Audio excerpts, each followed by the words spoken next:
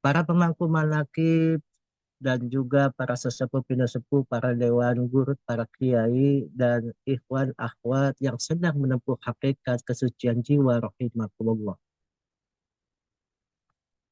Tidak ada waktu untuk bersyukur kepada Allah atas banyaknya nikmat yang telah Allah berikan kepada kita. Sehingga kita tidak akan mampu menghitung nikmat-nikmat Allah. Maka Allah berfirman dalam surat Ibrahim ayat 34 yang sering kita baca, wa in ta'uddu ni'matallahi la tuhsuha. Mari kita lebih mendekatkan diri kepada Allah. Sesungguhnya Allah sudah memberikan nikmat yang banyak kepada kita semua. Maka pada saat ini kita melihat dengan pasti bahwasannya manusia terlena dengan kehidupannya di dunia ini. Sehingga antara dunia maya dan dunia nyata lebih banyak manusia bermain di dalam dunia maya. Coba kita perhatikan. Dikala kita berkumpul sesama ikhwan saja, yang mereka tidak tawajuh, mereka tidak zikir khafi, mereka asik dengan gadgetnya. Mereka tidak berpikir di sebelahnya ada saudaranya, di sebelahnya ada orang tuanya, di sebelahnya ada gurunya. Mereka asik dengan kegiatan gadgetnya saja. Sehingga punggung bapaknya ke arah timur, punggung suaminya ke arah barat, anaknya ke utara, dan yang paling kecil ke arah selatan. Itu sudah terjadi dalam kegiatan kehidupan kita sehari-hari. Sehingga mereka akan bingung dikala mereka baru bangun tidur. Yang dia cari adalah handphone. Kalau dahulu yang dicari, kita bangun tidur, kita ke toilet, mandi, dan segera mengerjakan sholat. Tapi sekarang kebalikan daripada apa yang terjadi pada zaman-zaman terdahulu. Mereka lebih mementingkan bahwasannya setan gepeng lebih mulia daripada mushaf Al-Quran ataupun hadis-hadis yang Allah berikan. Maka ini penyakit untuk diri kita. Sehingga merasa mereka sudah mendapatkan informasi pengetahuan dari dunia ini yang jauh daripada jangkauan mata lahir kita. Mereka asik dengan itu. Tapi yang lacurnya terjadi, timbulnya perbedaan, timbulnya kejadian tersebut karena apa? Makin turunnya kualitas keimanan dan ketakwaan mereka kepada Allah Azza wa Jalla. Maka ini menjadi suatu penyakit kronis yang terjadi. Maka beruntunglah kita semua dalam satu wadah, dimanapun kita berkegiatan, dimanapun kita beraktivitas, dimanapun kita sedang berada, kita selalu bersama dengannya. Karena apa? Allah telah menitipkan kepada diri kita melalui baginda Nabi dari guru kita bangsa Aba Aus, bagaimana nilai-nilai itu jangan sampai hilang pupus dalam diri kita. Masyur ikhwan rahimakumullah. Maka di sini adanya suatu pernyataan yang sudah disampaikan 1500 tahun yang lalu dari bangsa Nabiullah Muhammad sallallahu alaihi wasallam mengatakan al-ikhlas rukun ibadah. Ikhlas itu adalah awal daripada ibadah kita. Tanpa ada keikhlasan tidak ada yang dikatakan mujahadah. Mujahadatun nafsu adalah berjuang melawan hawa nafsu. Bagaimana kita dapat melakukan, bagaimana kita bisa mentransportasi segala kegiatan-kegiatan kita yang ditujukan untuk bagaimana nafsu itu bisa dikendalikan untuk menuju ridha Allah, menuju kemauan Allah, menuju kemauan orang-orang yang telah dipilih oleh Allah. Maka saya kemarin kaget melihat di dalam manakib online internasional di grup WA ataupun di grup namanya Wakil Talqin. Bunda Hayawati Mena, Bunda Haya Suksmono mengeluarkan maklumat tentang namanya rokok. Berarti ada kalam-kalam yang sudah disampaikan oleh guru kita. Maka di situ perlunya kita sebagai murid betul-betul paham. Andaikan mereka percaya, dikatakan bahwasannya perkataan-perkataan orang alim adalah kalamullah. Lisanul arif kalamullah. Lisannya orang arif adalah kolamnya Allah, penaknya Allah.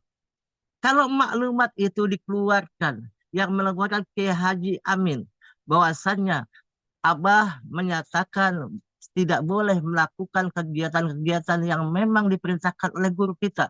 Maka seorang murid harus mengatakan sami'na wa a'tona. Tidak boleh mengatakan atau membantah atau dengan argumentasi apapun untuk menyatakan kan saya belum begitu.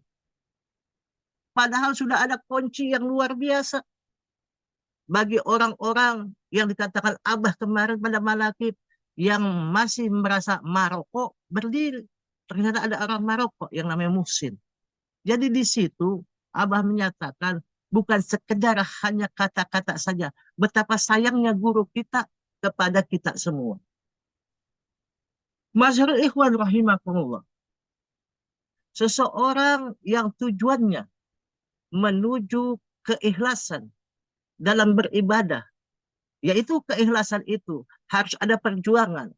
Keikhlasan itu harus ikut kepada orang yang sudah menyatakan bahwasannya mereka sudah menjadi ahli ikhlas, ahli la ilaha illallah. Maka mereka harus tunduk, patuh, taat kepada apa yang diperintahkannya.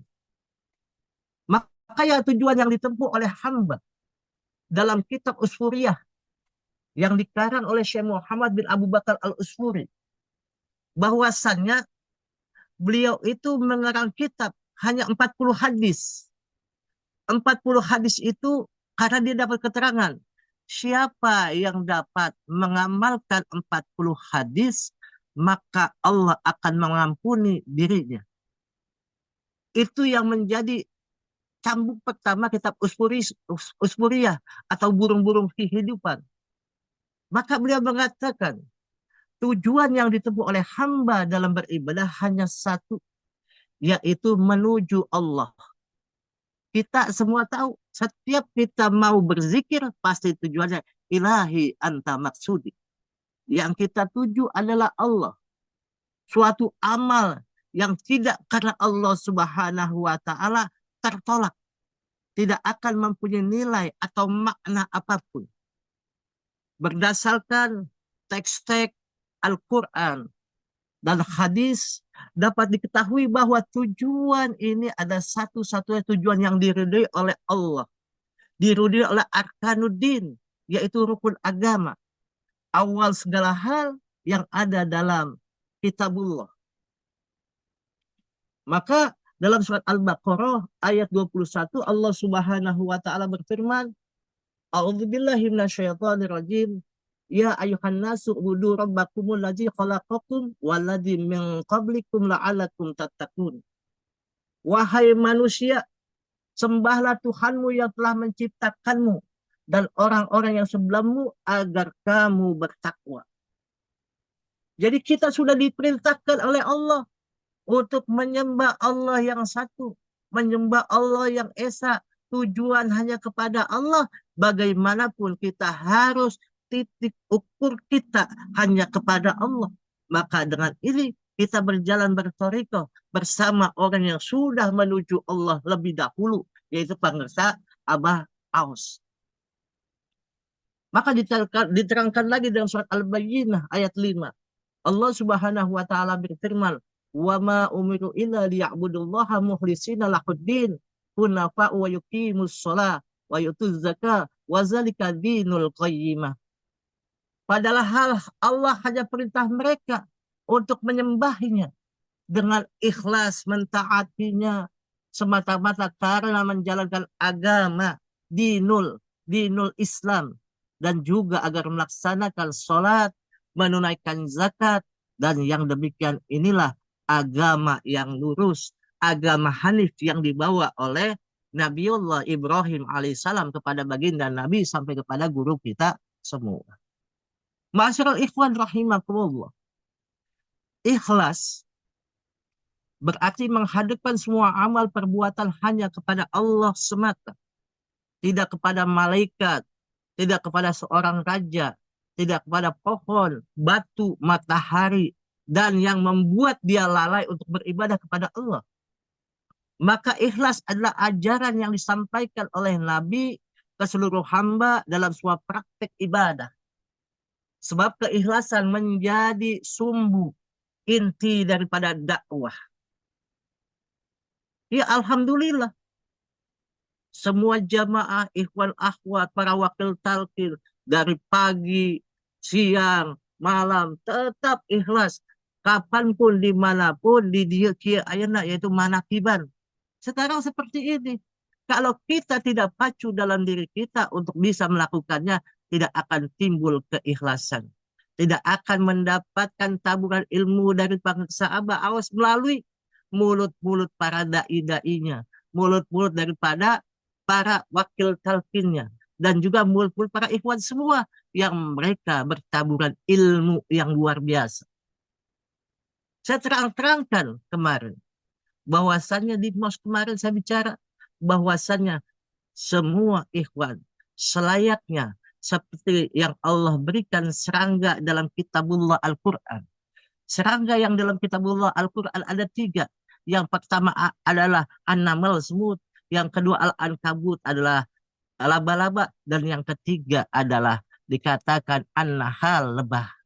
Maka siokyanya seorang ikhwan itu mempunyai sifat seperti an-nahl, seperti lebah, yang mana dia mencari rezeki mengambil putik sari supaya mereka mencari rezeki yang halal lagi toyib, tidak mengambil namanya rezeki yang betul-betul merusak dirinya, merusak keluarganya. Dan juga seekor lebah tersebut dia tidak merusak tatanan daripada pohon tersebut, tidak patah rantingnya, tidak rusak daunnya. Itu seperti kita gambaran seseorang yang bekerja, seseorang yang berdagang di tempat tersebut tidak merusak harga, tidak merusak namanya tatanan yang ada di sana, tidak korupsi, tidak polusi, dan tidak nepotisme. Itu yang kita lakukan agar apa? Tujuan kita mendapatkan rezeki yang halal lagi thayyib, yang halal lagi baik. Ada halal tidak baik, tapi ini halalan thayyibah, halal juga baik untuk kita. Maka yang berdampak baik kepada seluruh keluarga kita. Dan juga seekor nahl atau lebah itu adalah binatang yang mengeluarkan madu dari mulutnya. Maksudnya apa? Setiap perkataannya menimbulkan orang itu mendapatkan kesenangan. Setiap lisannya berbicara mengeluarkan ilmu. Setiap mulutnya menyampaikan sesuatu itu memberi ketenangan, kesejukan kepada sesama muslim, kepada seluruh ikhwan. Dan tidak merusak dan tidak namanya menjelek-jelekan atau memprovokasi. Itulah an-nahl. Maka kita syokianya selaku ikhwan menjadi an-nahl-nahl yang lain, menjadi lebah-lebah yang bermanfaat bagi dirinya, bermanfaat bagi orang lain.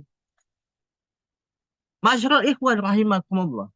Kembali setelah keikhlasan menjadi sumbu dan inti dakwah, maka dalam sebuah hadis dari riwayat dari Anas bin Malik radhiyallahu anhu, Nabi Muhammad sallallahu alaihi wasallam bersabda, apabila di hari kiamat terjadi seseorang memanggil di mana orang-orang ria, di mana orang-orang yang ikhlas, maka berdirilah dan datanglah amalan-amalan kalian.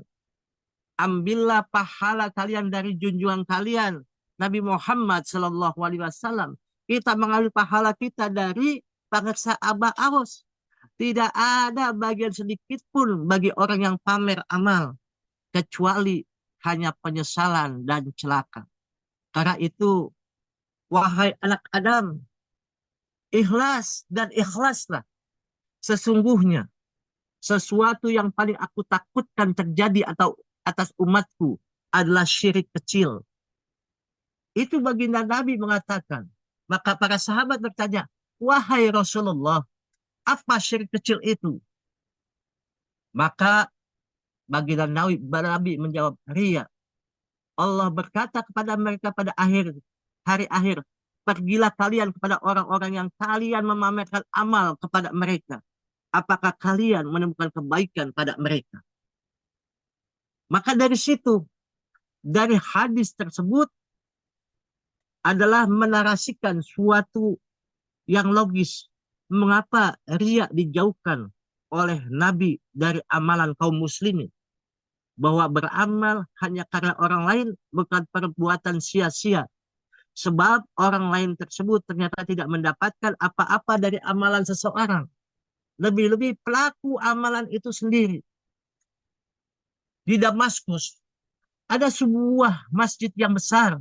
Namanya Masjid Jami At-Taubah. Sebuah masjid yang penuh keberkahan. Di dalamnya ada ketenangan dan keindahan. Sejak 70 tahun di masjid itu ada seorang syekh pendidik yang alim dan mengamalkan ilmunya. Dia sangat fakir sehingga menjadi contoh dalam kefakirannya, dalam menahan diri dari meminta, dan dalam kemuliaan jiwanya, dalam berkhidmat untuk kepentingan orang lain. Pada suatu waktu, ada pemuda yang bertempat di sebuah kamar dalam masjid. Sudah 2 hari berlalu tanpa ada makanan yang dapat dimakannya. Dia tidak mempunyai makanan ataupun uang untuk membeli makanan. Saat datang hari ketiga, dia merasa bahwa dia akan mati. Lalu ia berpikir tentang apa yang akan dilakukannya. Menurutnya, saat ini dia telah sampai pada kondisi yang terpaksa memperbolehkannya memakan bangkai atau mencuri sekedar untuk bisa menegakkan tulang punggungnya. Itulah pendapatnya pada kondisi semacam itu. Atap masjid tempat dia tinggal bersambung dengan atap beberapa rumah yang ada di sampingnya. Hal ini memungkinkan seseorang berpindah dari rumah pertama sampai terakhir dengan berjalan di atas atap rumah-rumah mereka. Maka dia pun naik ke atas masjid. Dari situ dia pindah ke rumah sebelah. Di sana dia melihat seseorang wanita. Maka ia memalingkan pandangannya dan menjauh dari rumah itu. Lalu dia melihat rumah yang di sebelahnya. Keadaannya sedang sepi dan dia mencium bau masakan dari dalam. Rasa laparnya bangkit. Seolah-olah bau makan tersebut menarik dia. Di masa itu rumah-rumah banyak dibangun dengan satu lantai. Maka ia melompat dari atap ke dalam serambi dan sekejap dia sudah berada di dalam rumah yang sedang memasak itu. Lalu ia mengangkat tutup panci yang ada di situ. Dilihatnya sebuah terong besar yang sudah dimasak. Maka sang istri ternyata itu adalah rumahnya. Sang istri menutupi wajahnya, tampaklah oleh pemuda itu bahwasannya dia adalah seorang wanita yang masih muda, cantik rupanya. Pemuda itu sadar bahwa rumah itu adalah rumah yang tadinya ia telah masuki. Rumah itu adalah rumah yang jadi calon istrinya.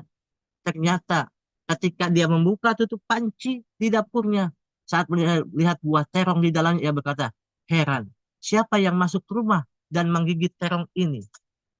Itu kata perempuan tersebut yang telah menjadi istrinya. Seketika itu pemuda tersebut menangis dan menceritakan kisahnya. Setelah mendengar cerita dari suaminya itu, maka sang istri berkata dengan, inilah buah daripada sifat amanah. Kau telah menjaga kehormatanmu dengan meninggalkan terong yang haram sebagai ganti. Allah memberikan rumah ini berikut pemiliknya.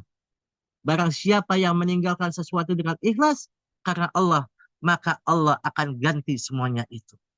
Maka apapun yang kita lakukan, apapun yang kita kerjakan, apapun yang kita amalkan, semata-mata kita ikhlas melaksanakan perintah Allah, mengikuti anjuran, guidance daripada guru mursyid kita agar tumbuh rasa keikhlasan dalam diri kita, menjadi seorang pesalik-pesalik yang luar biasa, beribadah kepada Allah, bisa mengamalkan, bisa mengamankan, dan bisa melestarikan ajaran ini semurni-murninya tanpa ada alasan atau argumentasi lainnya.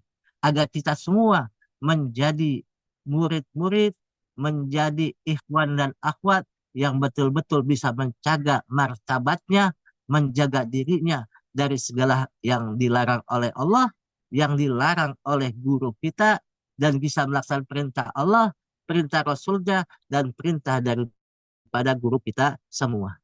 Berkah semuanya segalanya selamanya. Wallahul muwafiq ila aqwamit thoriq. Assalamualaikum warahmatullahi wabarakatuh. Waalaikumsalam warahmatullahi